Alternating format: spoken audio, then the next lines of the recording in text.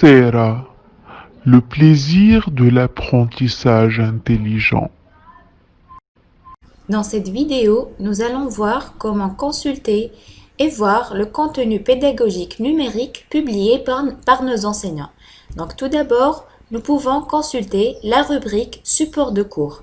Donc en cliquant sur afficher tout, nous allons avoir un tableau en bas de la page comportant les différents documents publiés par nos enseignants. Donc la rubrique support de cours contient tout type de documents, PDF, PowerPoint, Word, etc.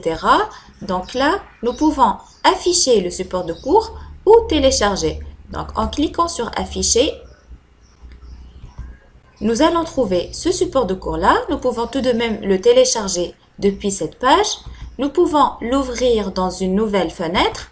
Nous pouvons laisser ou cliquer sur j'aime, cliquer sur j'ai compris, évaluer le contenu, ajouter un commentaire, par exemple en répondant à une question publiée par l'enseignant.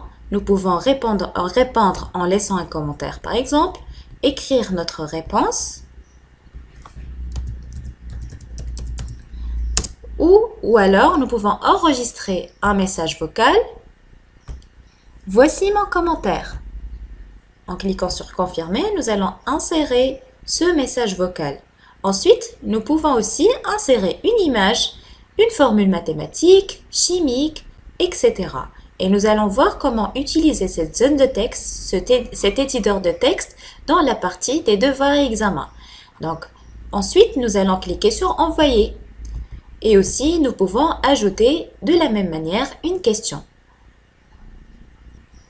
À part le support de cours, nous avons aussi les conférences vidéo.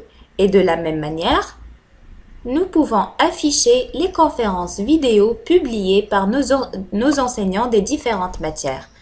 Donc, dans ce tableau-là, nous pouvons afficher le contenu qui est une conférence vidéo. Donc, nous pouvons regarder cette vidéo, cliquer sur j'aime, j'ai compris, évaluer le contenu, ajouter un commentaire avec un titre, ajouter une question, de la même manière qu'on a fait avec le support de cours. Donc, je reviens vers la page d'accueil et de la même manière, nous allons maintenant consulter les bibliothèques numériques. Donc, en cliquant sur afficher tout, nous avons différents types de bibliothèques numériques.